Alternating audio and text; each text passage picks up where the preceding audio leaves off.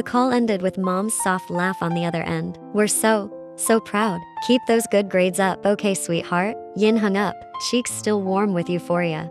Beside her, Jungkook watched with calm smile, eyes catching the late daylight. Mission accomplished, he said quietly. Mostly A's. Yin nodded, unable to hold back a wide grin. Thanks to my boyfriend. She leaned on the word new, sweet, deliberate. Jungkook chuckled. My new favorite word. Wanna celebrate? Yin tilted forward, eyes sparkling. That cafe you like, the one with the soft amber lights? Deal. Tonight we celebrate your grades. They took the window nook. On the table, 2 drinks, hot chocolate for Yin, an Americano for Jungkook, and 1 slice of cheesecake to share. From the speakers, a soft acoustic guitar drifted through the room.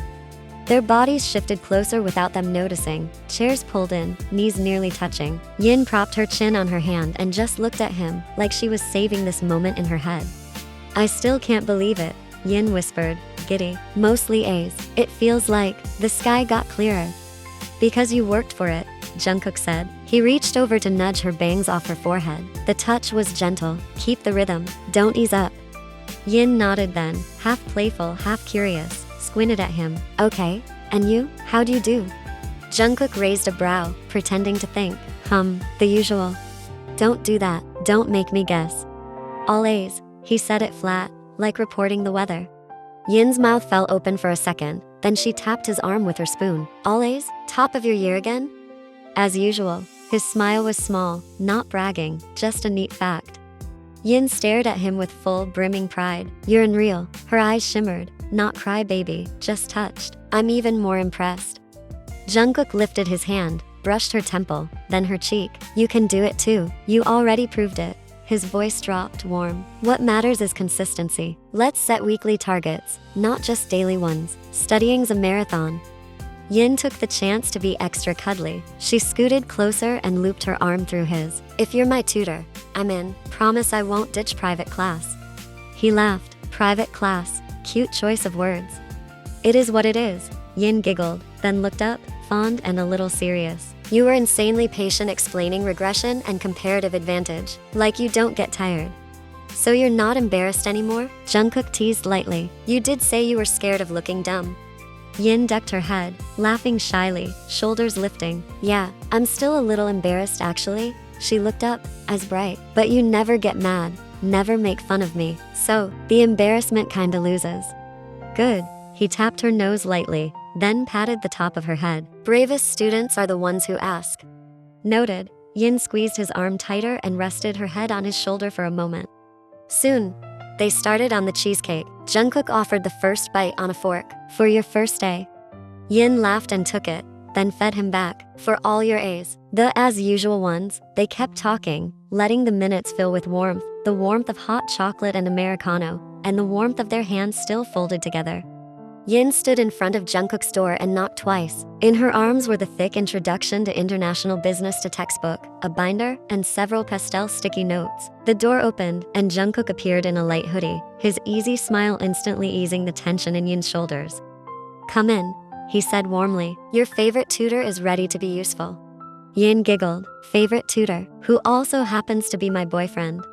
They sat side by side at Jungkook's desk. The small lamp cast a golden light over the piles of journals and a calculator nearby. Yin flipped to the page she had marked earlier. I'm stuck onto topics, she admitted. First, the Heckscher-Ohlin theory, why countries tend to export goods that use their abundant production factors, and how factor rewards can change because of the Stolper-Samuelson effect. And second, uncovered interest parity. The formula makes sense, but the logic still feels fuzzy. Jungkook nodded thoughtfully. All right. Let's start with Ho or Stolper. Picture this, Korea's got tons of capital, while country X has tons of labor. Capital-intensive goods, like semiconductors, are more efficient to make in Korea. Labor-intensive goods, like textiles, fit better in country X.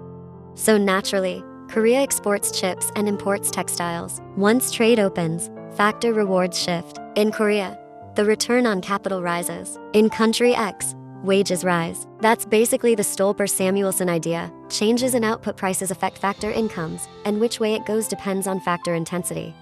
Yin nodded halfway. Okay, that's starting to click.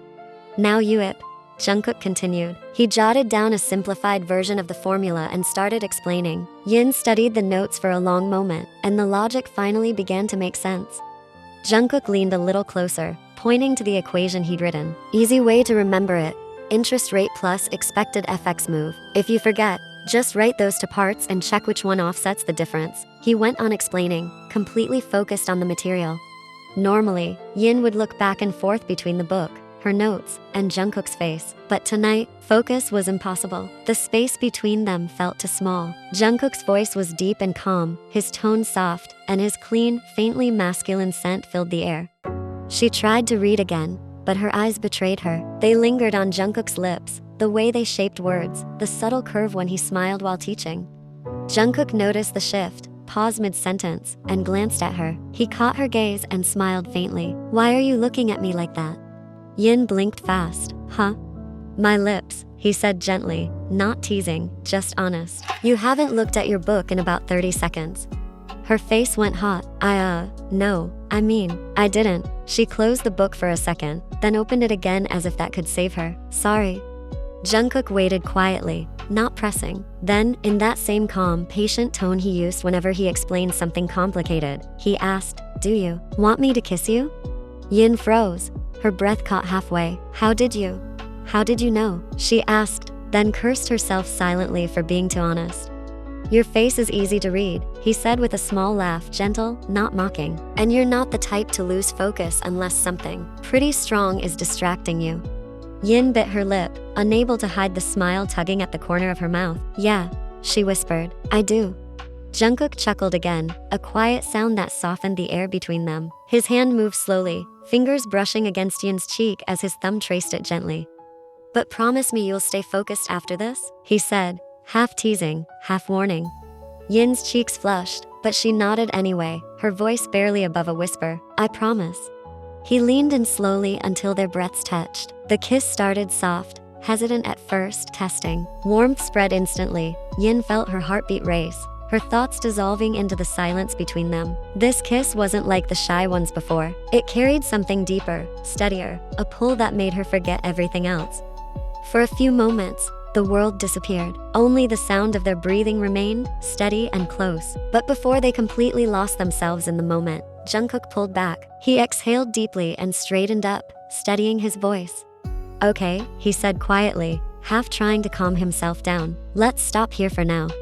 Yin kept her head down, her whole face bright red. Sorry, Jungkook shook his head right away. Hey, don't apologize. His voice was soft but steady. I wanted to kiss you too, but if we keep going, we'll both lose control, and then there's no way we're getting any studying done tonight.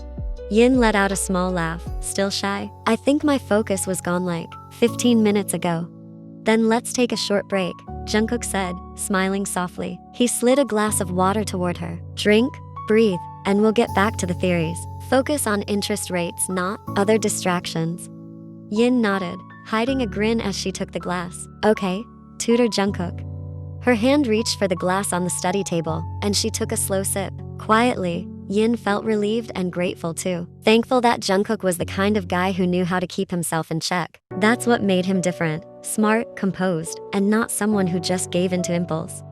The rain poured steadily that night, drumming against the roof in a soothing rhythm. Inside, the air was warm and filled with the smell of soup and stir-fry. Aunt Dalmi and Uncle Eugene had gone to an evening event and had texted to say they'd be back late. Jungkook stood in the kitchen, wearing a simple t-shirt and a gray apron, busy preparing dinner for himself and Yin. The sound of a spoon stirring soup mixed with the gentle hiss of rain outside was a quiet, cozy kind of night. Yin, he called from downstairs. Dinner's almost ready. A few seconds later, footsteps echoed on the stairs. Yin appeared wearing a soft sweater, her hair still a little damp from the shower. Her cheeks were pink from the cool air, and she paused at the kitchen doorway, watching Jungkook as he worked by the stove. Not done yet? She asked, walking closer. Almost, Jungkook said without turning. Just sit for a bit, it's nearly ready. Instead of sitting, Yin walked up behind him and, without thinking too hard about it, wrapped her arms around his waist. Her face rested against his back, warm against the fabric of his shirt. Jungkook froze for a second, then chuckled softly. What's this? Hungry or just clingy? He teased lightly. Both, Yin murmured, her her voice muffled against his back. She didn't let go. Instead, she hugged him a little tighter and placed a soft kiss against his shoulder. The scent of soap and his familiar clean, masculine warmth made her chest feel oddly calm and addicted all at once. Jungkook smiled faintly, still stirring the soup, but letting her stay there. "What's going on, huh?" he asked quietly. Yin just shook her head, still holding him close. "Nothing. I just missed you."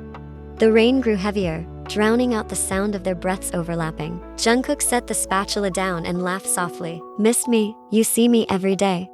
"It's different," she whispered. "I miss you like this." Her words hung in the air, and for a moment, Jungkook could actually feel her heartbeat against his back. He didn't move, he just let the silence stretch, warm and slow. Then he raised a hand, his fingers brushing gently over her arm that was looped around him. "If you keep hugging me like this," he murmured, "dinner's gonna burn." Yin giggled softly but still didn't move away. "Let it. I like this smell better. Your smell, not the food's." Jungkook laughed under his breath, bowing his head slightly, his ears turning pink. "You're impossible, you know that?" But before either of them could say another word, "Yin," Dalmi's voice came from the living room.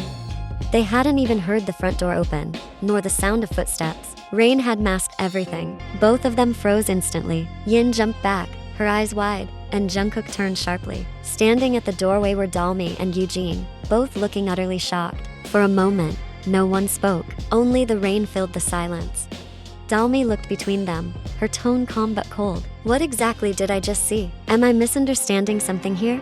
Yin lowered her head, her face burning red. Jungkook swallowed, then met their eyes steadily. "Mom, Dad," he began carefully. "We didn't mean to make it look bad. We're close. Actually," he paused, then exhaled. "We're dating."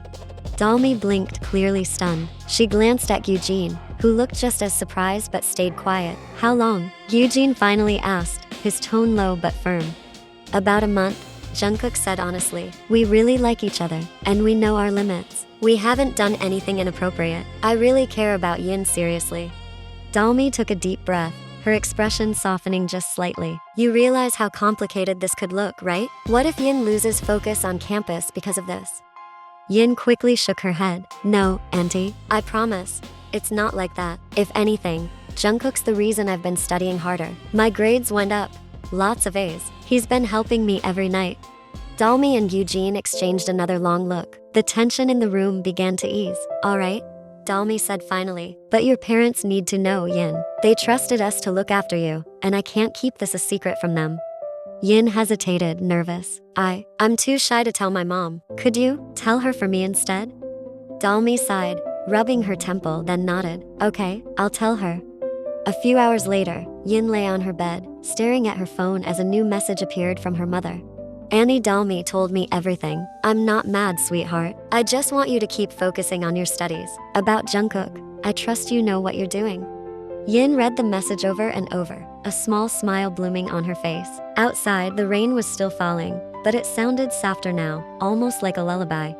She pulled her blanket up to her chest, feeling a quiet warmth spread through her. For the first time in a while, Yin felt completely at peace. No more secrets, no more fear,